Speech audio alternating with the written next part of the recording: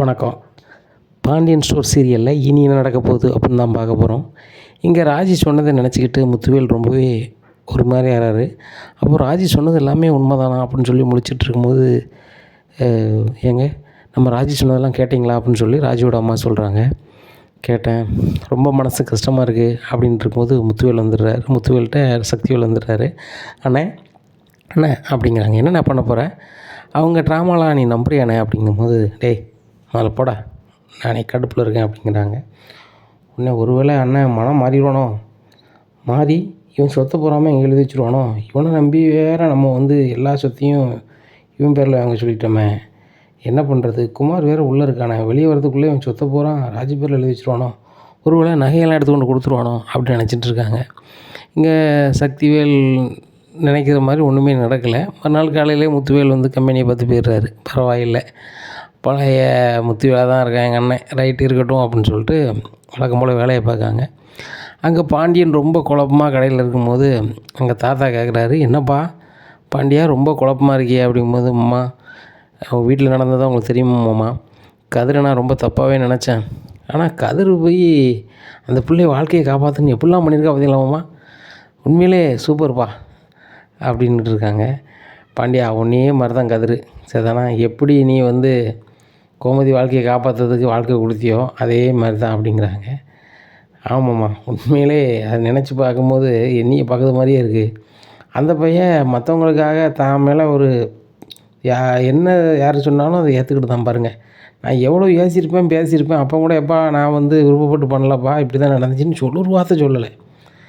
அந்த பிள்ளையும் இந்த பையன் நல்லா இருக்கணும்னு நினைக்காங்க. அப்போ 2 பேருக்கும் மனம் இப்போ பிடிச்சிருக்குமாம்மா அப்படிங்கும்போது, ஐயா 2 பேருக்கும் மனம் பிடிச்சி தான் இப்போ வாழுதாங்க, முன்னாடி ஒரு மாதிரி இருந்திருக்கலாம், இப்போ 2 பேருக்கும் மனசு பிடிச்சி போச்சு போலுக்கு, அதான் அந்த பையன் கஷ்டப்படக்கூடாதுன்னு இந்த பிள்ளையும் நினைக்கி, இந்த பிள்ளையும் சங்கடப்படாது, அது ஆசையை நிறைவேற்றணும்னு சொல்லி கதிரும் இது பண்ணுறான். பார்த்தல அந்த பைக்கே ஒரு போட்டியில் எப்படி கலந்துக்கிட்டு வாங்கி கொண்டு கொடுத்துருக்கா, தான் புருஷன் சைக்கிளில் போகிறானே வாரான்னு சொல்லிட்டு, அதெல்லாம் பொண்டாட்டிக்குள்ளே பாசம்பா அப்படிங்கும்போது, அம்மா பொண்டாட்டி புருஷன் பாசம் வந்துடுமா அப்படிங்கும்போது, வந்துடும்பா அப்படிங்கும்போது, அம்மா உங்களுக்கு தெரிஞ்ச ஜோசியக்காரர் இருக்காங்களா அப்படிங்கும்போது, இருக்காங்கப்பா அப்படிங்கிறாங்க. எதுக்குப்பா அப்படிங்கிறாங்க.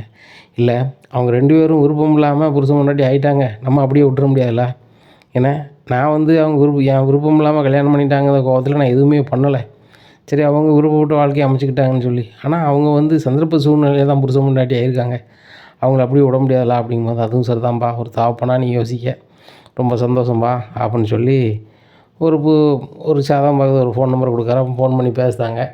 அண்ணாச்சி சாயந்தரம் வீட்டுக்கு வாங்க, நான் சாதத்தை தரேன், என் மருமகன் சாதம் இல்லை பேராச்சி பார்த்துக்கலாம்ல அப்படிங்கிறாங்க. ரைட்டு அப்படிங்கிறாங்க. அதை பார்க்குறாங்க. அப்போ என்றைக்கு முகூர்த்தம் வைக்கலாம் அப்படின்னு கேட்கும்போது, நாளைக்கு நல்ல நாளாக இருக்குது, நாளைக்கு வைங்க அப்படிங்கிறாங்க. அப்போ கோமதி என்னங்க அப்படிங்கிறாங்க. ஒன்றுமில்ல, ராஜியும் கதிரும் கல்யாணம் பண்ணிட்டாங்க, சந்தர்ப்ப சூழ்நிலையில் நம்மளை கேட்கலன்னு நான் நினச்சி ஃபீல் பண்ணேன், ஆனால் ஒரு பொம்பளை பிள்ளை வாழ்க்கையை காப்பாற்றுறதுக்கு இப்படி அம்மாவும் பண்ணியிருக்கான், அப்போ நான் ஒரு தவப்பனா என்ன செய்யணும்ல, அதனால தான் அவங்களுக்கு நான் முதலிரவு ஏற்பாடு பண்ண போகிறேன் அப்படிங்கும்போது கோமதிக்கு ரொம்ப சந்தோஷம். ஏங்க நீங்கள் இப்போ தாங்க சரியான முடிவு எடுத்திருக்கீங்க அப்படிங்கும்போது, கோமதி நம்ம இதில் கோவப்படுறது ஒன்றுமே இல்லை, கதிர் எந்த தப்புமே பண்ணலை, எந்த பிள்ளை சங்கடப்பட்டுன்றாலும் என் மோன் காப்பாற்றுவான், அதே மாதிரி தான் காப்பாற்றிருக்கான், தான் வாழ்க்கையே போனாலும் பரவாயில்லை, ஒரு பொண்ணு பிள்ளை நல்லா இருக்குன்னு நினச்சிருக்கான், அப்பேற்பட்ட என் மோனுக்கு நான் ஏதாவது செய்யணும்ல அப்படிங்கிறாங்க. உடனே இதுக்கு ஏற்பாடு எல்லாமே பண்ணுதாங்க. இந்த விஷயம் முத்துவேலுக்கு அவர் தம்பி மூலமாக தெரிய வருது. அப்போது உண்மையை தான் சொல்லுதியா அப்படிங்கிற, ஆமாண்ணே இன்றைக்கி உங்களுக்கு சாந்தி முகூர்த்தம் அப்படின்னு சொல்கிறாங்க.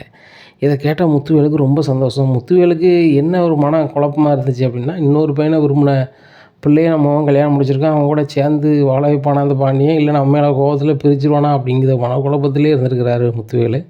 எல்லாத்தையும் மறந்துட்டு முதலிரவு ஏற்பாடெல்லாம் பண்ணுறானே பாண்டியன், நான் எதிரே பார்க்கலையே அப்படின்னு சொல்லி மனசுக்குள்ளே ரொம்ப சந்தோஷம்.